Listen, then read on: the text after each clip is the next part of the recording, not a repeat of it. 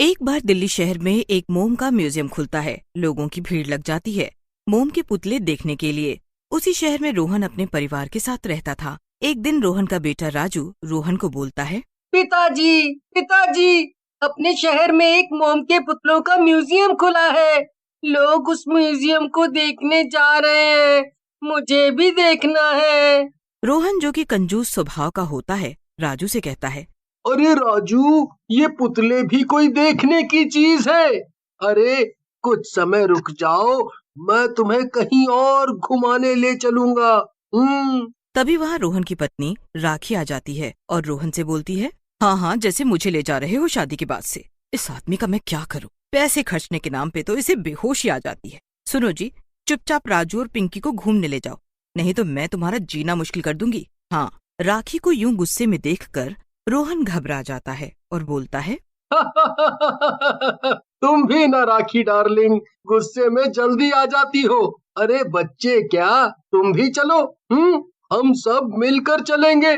फिर रोहन और उसका परिवार म्यूजियम में घूमने चले जाते हैं। म्यूजियम के अंदर अलग अलग तरह के पुतले रखे होते हैं। तभी राजू की नजर एक पुतले पर पड़ती है। पुतला देखने में बहुत ही भयानक लग रहा होता है। पिताजी, ये पुतला देखो कितना भयानक है। बिल्कुल किसी फिल्म के भूत जैसा लग रहा है। रोहन और राखी भी पुतले को देखकर घबरा जाते हैं। सही कह रहे हो राजू, चलो आगे चलते हैं, देखते हैं इस म्यूजियम में और क्या क्या है।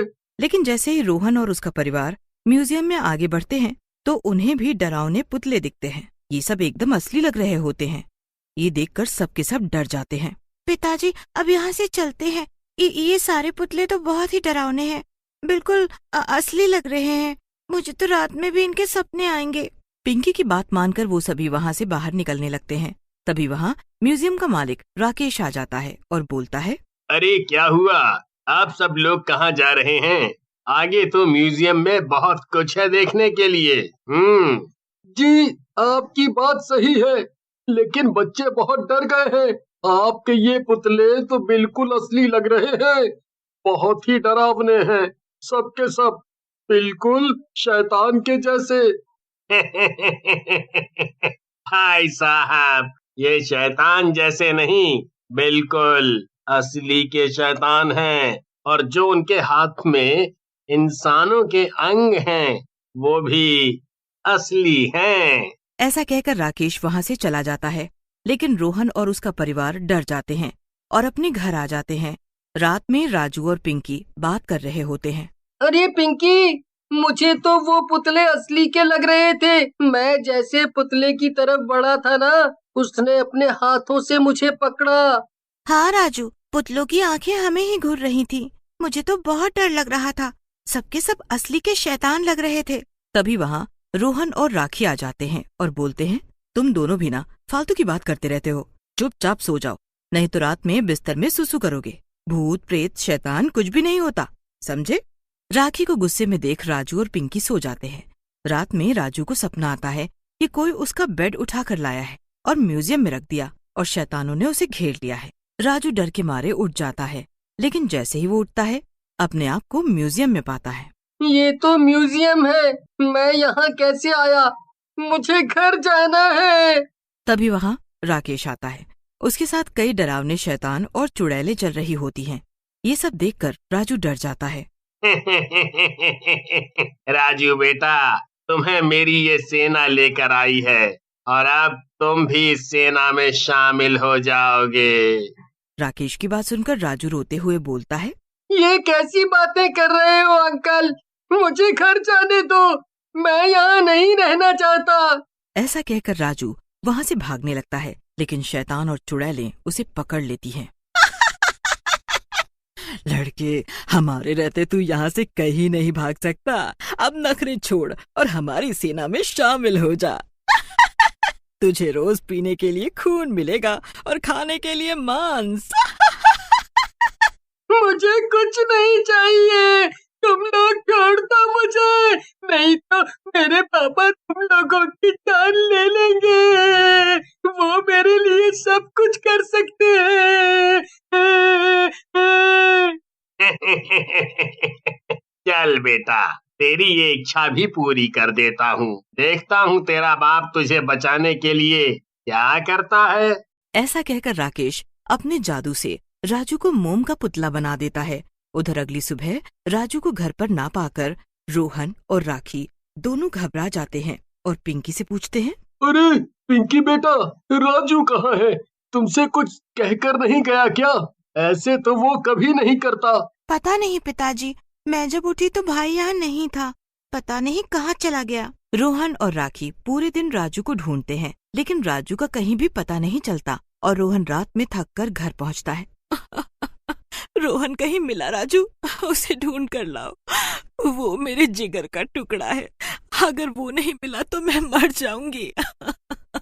राखी को यूं रोते देख रोहन पुलिस के पास जाने का निर्णय लेता है और पुलिस स्टेशन में जाता है और पुलिस वाले को सारी बात बताता है, जिसे सुनकर पुलिस वाला बोलता है, आपकी बात सुनकर तो लगता है ये बहुत ही गंभीर बात है, लेकिन आप चिंता ना करो, हम जल्दी ही आपके बेटे को ढूंढ लेंगे।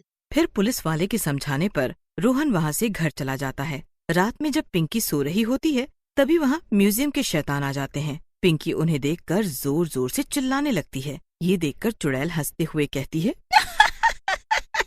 तू कितना भी चिल्ला ले पिंकी, तेरी आवाज यहाँ से बाहर नहीं जाएगी। तू और तेरे माँ बाप बहुत दिनों से राजू के लिए परेशान हो रहे थे, तुझे भी उसके पास ले चलूं। राजू का नाम सुनकर पिंकी को एक योजना सूझती है और वो चुड़ैल से कहती है, मैं तुम्हारे साथ चलूंगी चुड़ैल जी, लेकिन मुझे सुसु तो कर लेने दो। ये बहुत बड़ी समस्या है तुम इंसानों के साथ, चुड़ैल देख ही नहीं कि सुसु आ गया। फिर पिंकी बाथरूम में एक कागज में म्यूजियम लिखकर छोड़ देती है और चुड़ैल के साथ चली जाती है। अगली सुबह पिंकी को भी घर पर ना पाकर राखी और रोहन का बुरा हाल हो जाता है। ये सब क्या हो रहा है जी? पहले मेरा बेटा चला गया और अब मेरी बेटी, पता नहीं किसकी बुरी नजर लग गई है। तभी रोहन की नजर कागज के टुकड़े पर पड़ती है जिसमें म्यूजियम लिखा होता है। वो कागज को हाथ में उठाता है और बोलता है, राखी, हो ना हो, ये सब उस म्यूजियम से ही जुड़ा है, हमें वहीं चलकर देखना होगा। पता नहीं क्यों मेरा दिल बोल रहा है हमारे बच्चे वहीं हैं। रोहन की बात सुनकर राखी बोलती है, लेकिन रोहन, वो तो बहुत ही रहस्यमयी जगह लग रही थी और मुझे वहाँ कुछ शैतानी ताकतों जैसा लग रहा था। मुझे लगता है हमें किसी तांत्रिक की मदद लेनी चाहिए। फिर राखी और रोहन एक साधु बाबा के पास जाते हैं। साधु बाबा तपस्या में लीन होते हैं। रोहन और राखी उनके पास जाकर बोलते हैं, बाबा मेरे बच्चे गायब हो गए हैं, आप कुछ करिए, आपके बारे में बड़ा सुना है मैंने। बच्चा, तेरे दोनों बच्चे उस नए खुले म्यूजियम में कैद हैं। वहाँ के मालिक ने उन्हें मोम का पुतला बनाकर कैद कर लिया है। बाबा की बात सुनकर राखी कहती है, बाबा, मेरे बच्चों को बचा लो, चाहे तो मेरी जान ले लो, कुछ करो बाबा। फिर राखी और रोहन के कहने पर बाबा उन दोनों के साथ म्यूजियम के अंदर चले जाते हैं। म्यूजियम के अंदर रोहन को पिंकी और राजू का पुतला दिखता है। रोहन उनके पास जाता है और पुतले को तोड़ने लगता है।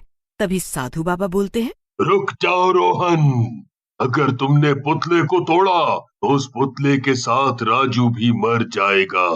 ऐसा कहकर साधु बाबा अपने हाथों से भभूत निकालकर दोनों पुतलों के ऊपर डालते हैं।